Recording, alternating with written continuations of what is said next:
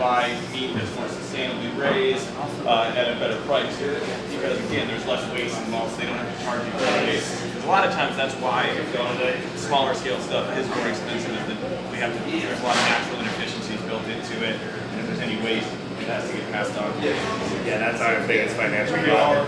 We have to pay the same price for bone, fat, for gear, the same price all the way up. So you gotta make sure you find a way to utilize every last piece of it, because even though we're technically buying a tenderloin and a cow for $5 a pound, which seems ridiculously cheap, we're also buying the skull for $5 a pound, which weighs 65 pounds. What are you going to do with that? You know, there's literally nothing you can do with that bone other than make stock. So we better make sure we make stock and turn it into something. And that's probably our biggest challenge, really, is just making sure it's not that big of a place as you can see. It seems big until you put 7 hogs, 2 cows, 6 lamb, and a goat back there. And then we have a full, kitchen staff working to prepare for the next night. So there's this huge schedule, basically, of how do we do this? When do we render fat? When do we make stocks? We only have so many burners. We only have so much time every day to do these things. And these are things we're still learning how to do. There's no easy way about it. So, Yeah, go for it. what was the rationale behind putting a glass wall, and how have the customers reacted to that? Well, the rationale, our whole model is based on transparency. That's why we have the farms we're from up there. It's funny. We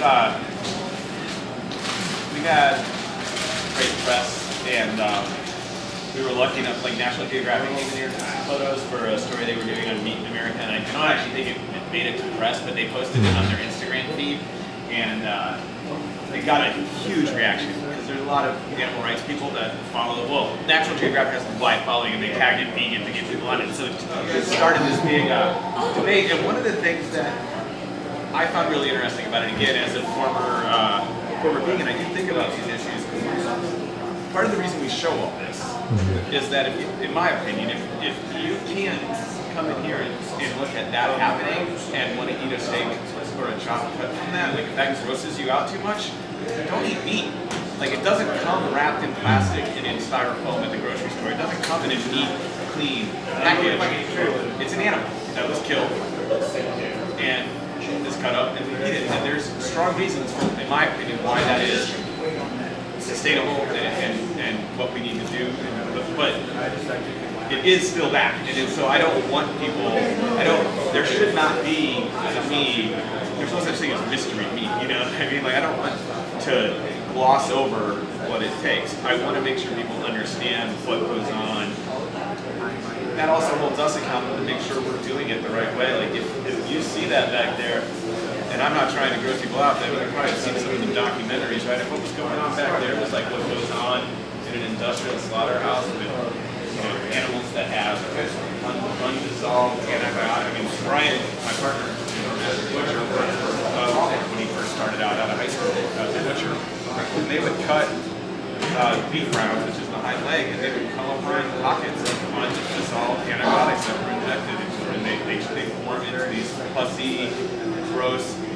Now they can throw that one out. They have to, and they clean up around it. But I mean, if that happens back there, somebody would see it. You know what I mean? Like, it would. And so there's a if we said we're a whole animal butcher shop, and you look back there and all you see are stacks of pork loin and pork belly boxes, you're gonna know we're full of it. So not that we don't. I don't think we need that outside accountability to hold ourselves to it, but like, we want that to be known and understood. We don't want to be hiding anything.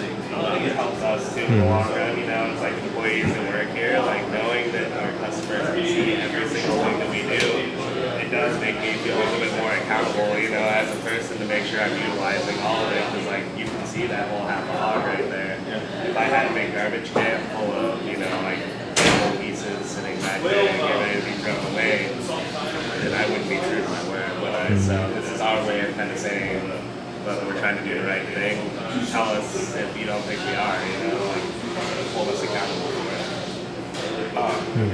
Before I'm happy to keep talking this, it might not be a bad idea to go ahead and get your order together for lunch. Yeah, that And sounds then good. That way the kitchen will start working on it. Yeah.